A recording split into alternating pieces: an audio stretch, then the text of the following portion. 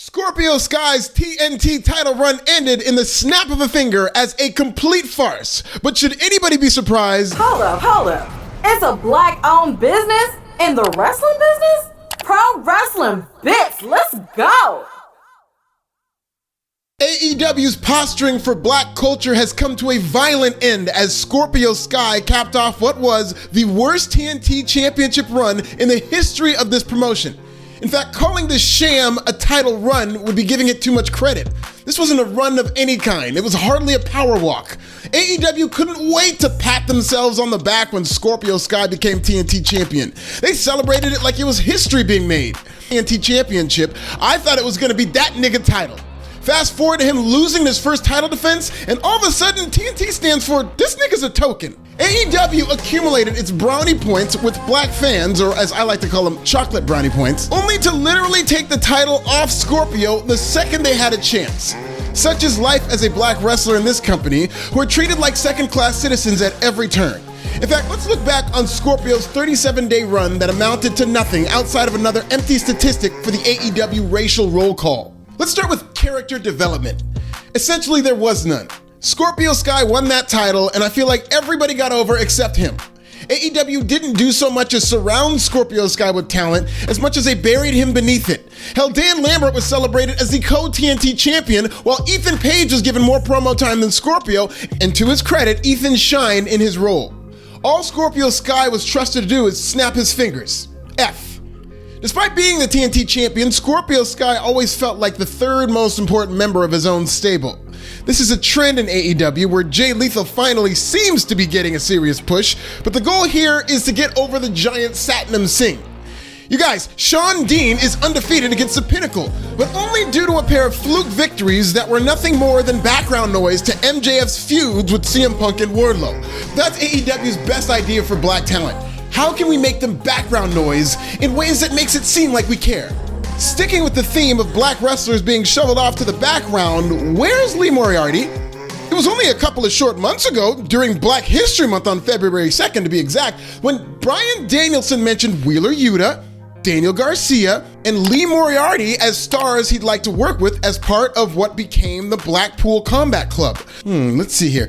Daniel Garcia went off with the Jericho Appreciation Society, where he's in the Sammy Guevara role and projects to become a big star after getting the rub from Chris Jericho. Wheeler Yuta is becoming a big star after just a handful of weeks of standout performances against Bryan Danielson and Jon Moxley, including a star-making match from last week's Rampage.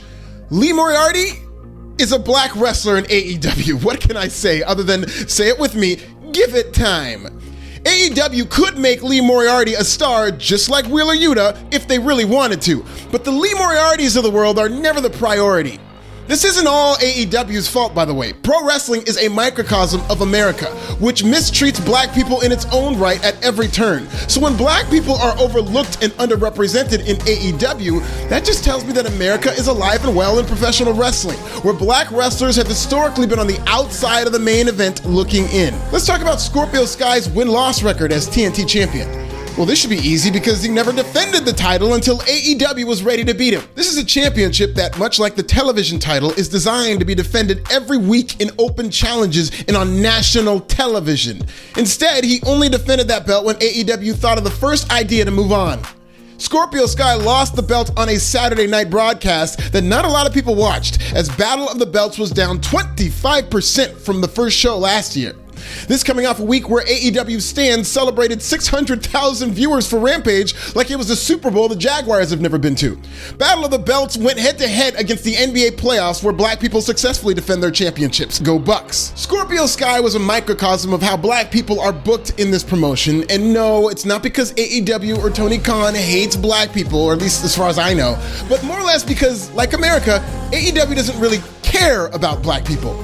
In the case of AEW, it's not hate as much as it is apathy. They tell us this by black wrestlers constantly being booked in the FTW title division, despite the fact that it's an unsanctioned belt that doesn't count. Or the carousel of black wrestlers constantly feuding with Team Taz with no direction whatsoever. It's like the Red Hook section of Hotel California. This is a culturally clueless company that not only doesn't know how to connect with its black talent and fan base, I don't think it really cares to. Assuming the Warner-Discovery merger doesn't screw things up, AEW can be a viable and profitable wrestling company by milking a small niche group of predominantly white wrestling fans without having to worry about being mainstream. Because if I've said it once, I've said it a million times. Pro wrestling isn't going mainstream without black culture. There are two things young people get excited about in this country: things involving black people and things that were stolen from black people. I feel like the TNT title was stolen from Scorpio Sky. AEW's final grade on booking its TNT title run is a big fat F, which until further notice probably stands for future FTW champion. Will AEW ever get it right with black talent? And where the fuck is Lee Moriarty? Tell me in the comments.